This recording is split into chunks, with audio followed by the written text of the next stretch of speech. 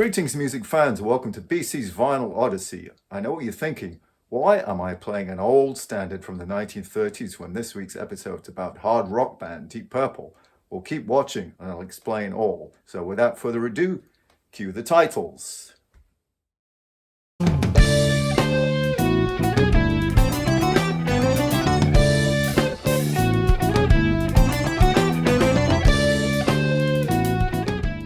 So the title of the piece I was just playing was Deep Purple.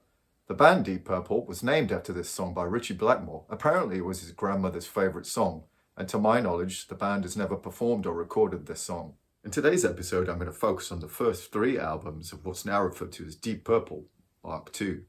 Ian Gillan on vocals, Ritchie Blackmore on guitar, John Lord on keyboards, Roger Glover on bass, and Ian Paice on drums. The band were formed in London in 1968. Initially with Rod Evans on vocals and Nick Simper on bass.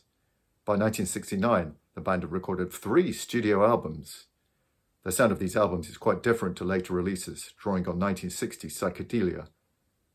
During an American tour of 1969, Lord, Blackmore and Paice met and decided the band should go in a heavier direction.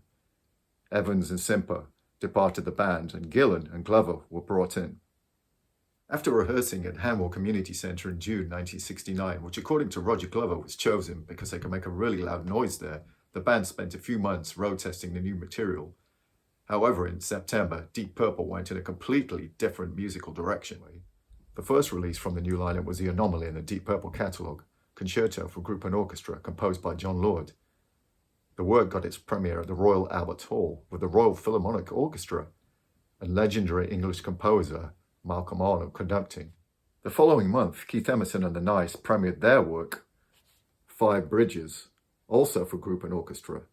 Keith Emerson was reportedly jealous of John Lord because he had to perform his work in Croydon with the less than prestigious London Sinfonia.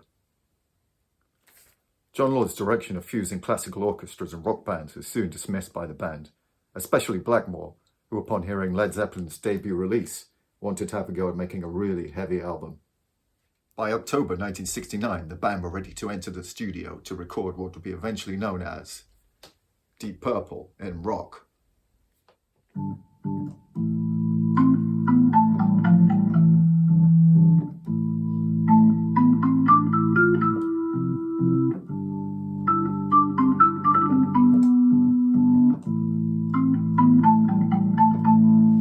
Recording for In Rock started here at 35 Portland Place in October 1969. No, the band didn't record at the Colombian Embassy. This was the site of the former IBC studios. Recording for In Rock would continue at Delane Lear Studios in Abbey Road. I'm outside 129 Kingsway, opposite Holborn Station in London. This was the former location of Delane Lear Studios. The studios is now based on Dean Street. As you can see, it's now a Sainsbury's. Yes! Deep Purple recorded several tracks for their album In Rock here between October 1969 and April 1970. The band would later return here in 1970 to record their follow-up album, Fireball.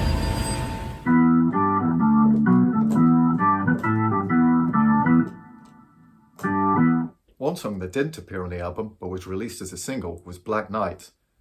After the album was completed in April 1970, the management were worried that there wasn't any obvious single material. So in May 1970, Delane Lear Studios was booked, and the band went into the studio to record Black Night. Deep Purple in rock, and the single Black Night were released on June the 5th, 1970. The album went to number 4 in the UK charts, and the single climbed all the way to number 2. Let's take a look at the vinyl. There have been roughly 574 versions of this album in various formats. Many of these are vinyl releases. This is a UK pressing from around 1976. Trying to identify which version you have is tricky. Originally this was pressed by the Gramophone Co Limited and you would have seen this listed here. On this version it says EMI. Towards the end of 1971, EMI started pressing this. The master was recut by Harry T. Moss and you can see HTM in the dead wax. I compared this to an earlier pressing, and I prefer this one, I have to say. The earlier version is slightly muffled. This version benefits from being brighter. Sonically, this record is inconsistent due to the fact it was tracked at 3 different studios and 3 different engineers. I would also recommend you avoid the US pressing, as the great intro to Speed King, which lasts for nearly a minute, is omitted. The original run of vinyl was printed on a laminated gatefold sleeve. It's a memorable image of the band carved into Mount Rushmore, apparently designed by the band's management. We have the lyrics here, some photos of the band here. If you want to pick up a good copy of this, you'll probably pay around £20 for a mid-70s pressing and around $50 or $60 for an early 70s pressing. I'd like to show you this super rare 4-inch pressing of Deep Purple and Rock, and thanks to my good friend Marvin Gore for getting me this. This apparently was mixed in doubly by Robin Bland at Poondog Studios in France, and don't look for this on the interweb because it's so rare you won't find it anywhere.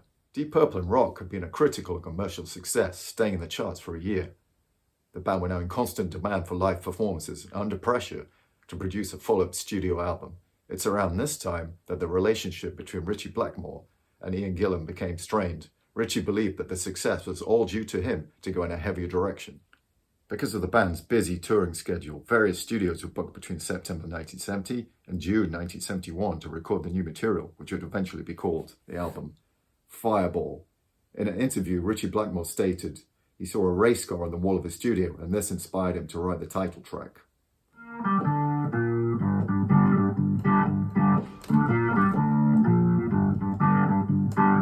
I was just playing an extract from the song Demon's Eye, and if you own an original US pressing of Fireball, you won't hear this track. It's only available in UK versions.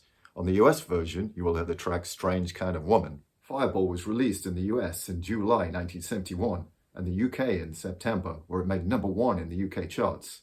Strange Kind of Woman and the title track were also released as singles. This is the first UK pressing of Fireball. It was released on the Harvest label and pressed by Gramophone Co. Limited.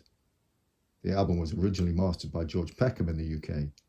George Peckham, in my opinion, is one of the all-time greats, and usually any release he's mastered sounds great. George had a number of nicknames he signed on the Dead Wax of Records. You might see Porky, Pecco, or Pecco Duck amongst many others. He went on to run his own mastering studio named Porky Prime Cuts. This particular record has Peck etched on the Dead Wax. This album sounds much more balanced and clearer than in Rock. The album was originally released with a textured gatefold sleeve.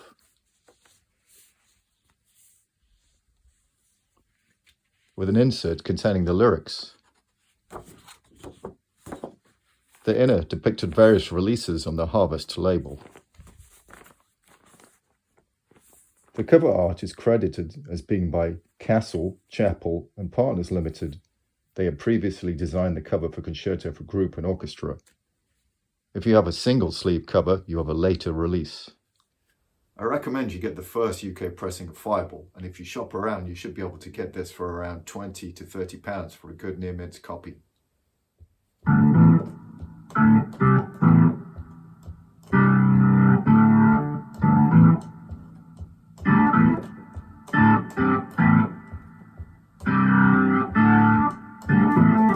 After the success of Fireball, the band continued with the studio album Machine Head and the live album Made in Japan. Machine Head became the band's most commercially successful album, containing the classic tracks Highway Star, Smoke on the Water and Space Truckin'.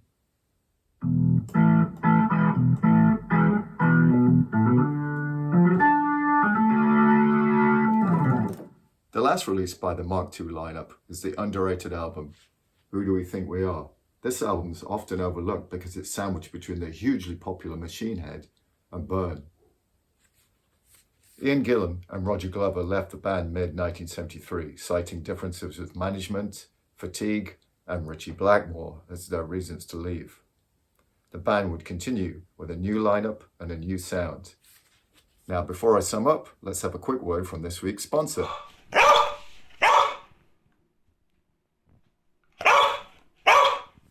Thank you, Oscar the Dog, this week's sponsor. Now, it's been fascinating delving into the history of Deep Purple, who incidentally at the time were officially the world's loudest band, A concert in 1972 at the Rainbow Theatre reached 117 dB and 3 members of the audience fell unconscious. Now, if a Dalek pointed his death ray at me and said, "I'll exterminate you if you don't pick a favourite track from these 2 albums," I'd have to say for In Rock, Speed King and Child in Time, and for Fireball, the title track and Demon's Eye. I really hope you've enjoyed watching the episode today, and I'll see you soon on another episode of BC's Vinyl Odyssey.